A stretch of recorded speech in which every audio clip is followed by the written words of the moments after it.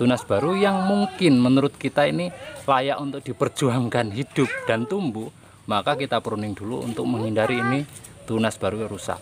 Maka sayang ya, ketika ada tunas baru yang akan kita pakai, tapi ketika kita melepas kawat kok ternyata rusak dan patah, maka akan sangat disayangkan.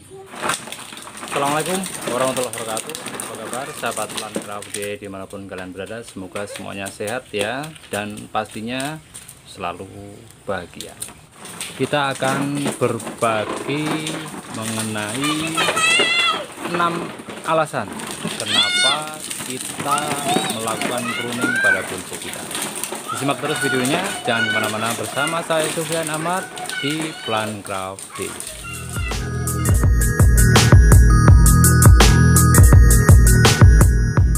Yang pertama, yaitu kenapa kita harus melakukan pruning adalah peremajaan daun.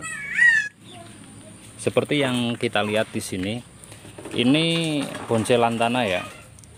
Sebenarnya ini posisi sudah ground, artinya akar sudah menembus, tetapi ini perlu peremajaan daun. Ada daun yang menguning seperti ini, kita harus melakukan pruning.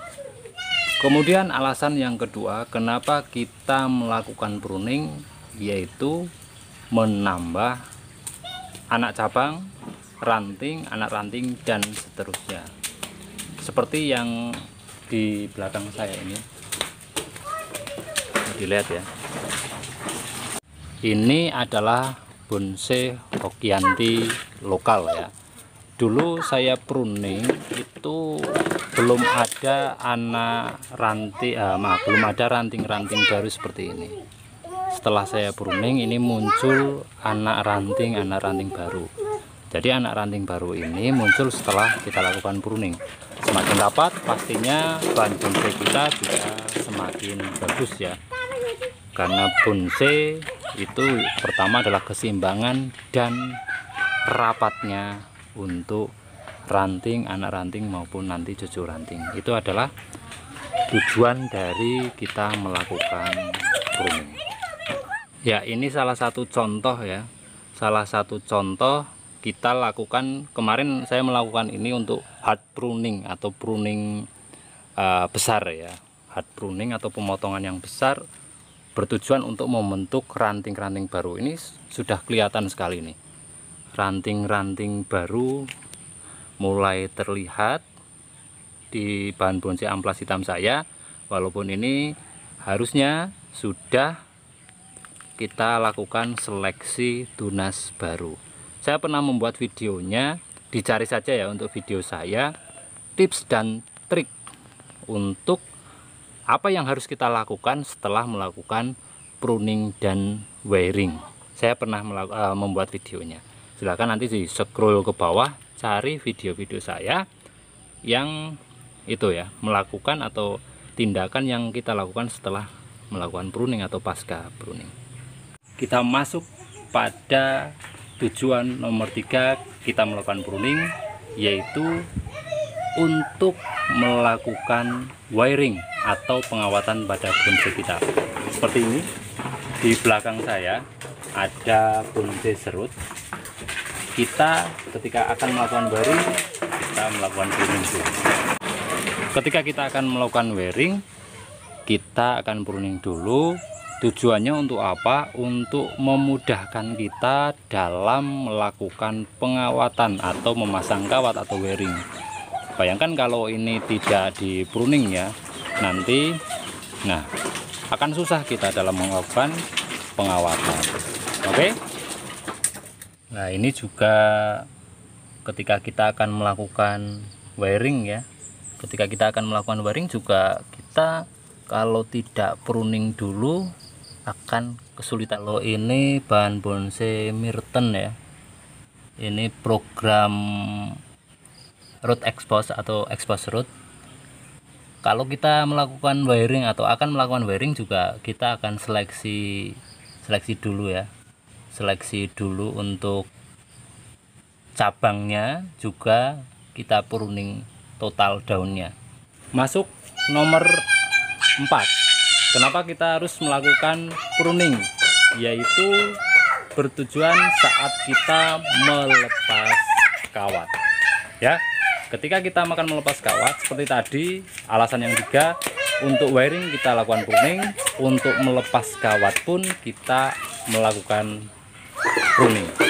Seperti bahan bonsai serut saya ini sudah lama ya, sekitar kurang lebih 2 bulanan melakukan pruning dan pengawatan.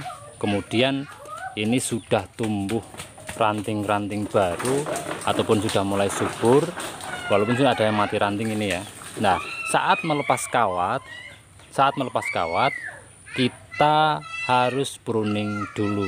Kenapa harus pruning dulu? Ini sangat susah bro nanti ya, akan susah untuk melepas kawat, apalagi ketika ada ranting tunas kecil, tunas baru ya, tunas baru yang mungkin menurut kita ini layak untuk diperjuangkan hidup dan tumbuh, maka kita pruning dulu untuk menghindari ini tunas baru rusak. Maka sayang ya ketika ada tunas baru yang akan kita pakai, tapi ketika kita melepas kawat kok ternyata rusak dan patah, maka akan sangat disayangkan.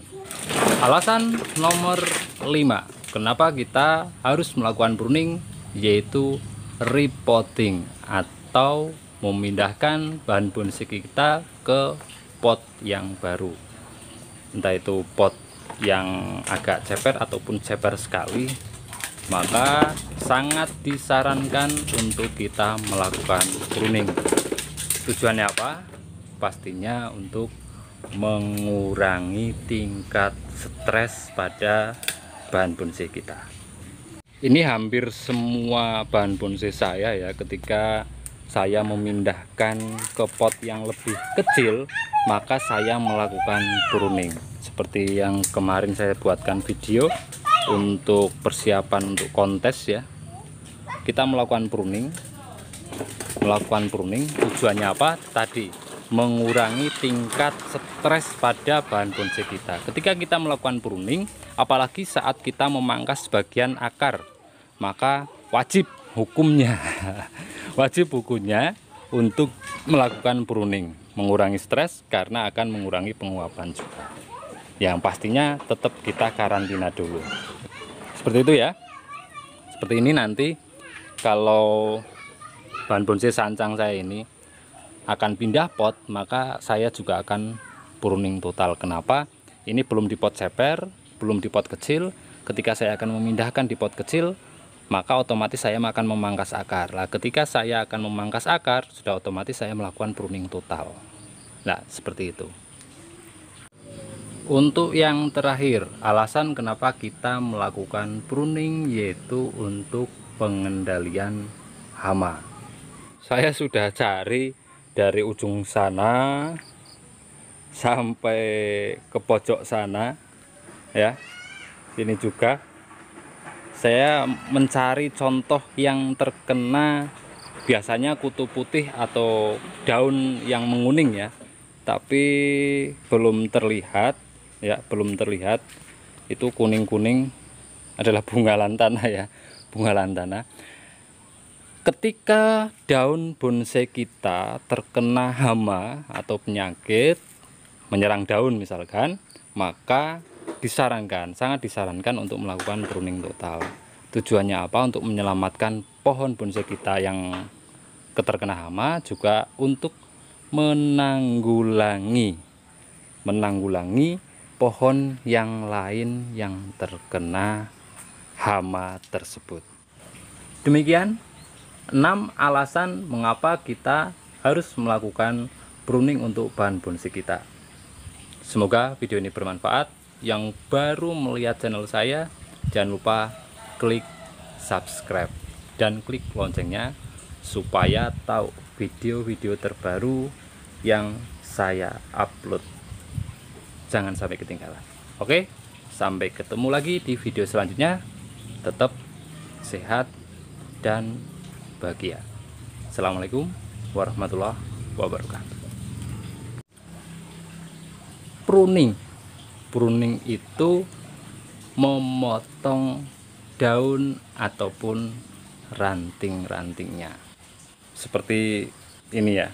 rambut saya kemarin juga habis melakukan pruning, maka kita juga melakukan pruning, tapi ada beberapa tujuan kenapa kita melakukan pruning. Pastinya disimak terus. Oke, sambil siapkan kopinya. Kalau ini bahan bonsai ibrik masih tahap pengelosan. Kalau kita ingin melakukan atau ingin menambah ranting setelah nanti besarnya sudah proporsional atau seimbang dengan batangnya, maka kita juga akan melakukan wiring untuk menambah anak cabang atau ranting pada bonsai ibrik tersebut.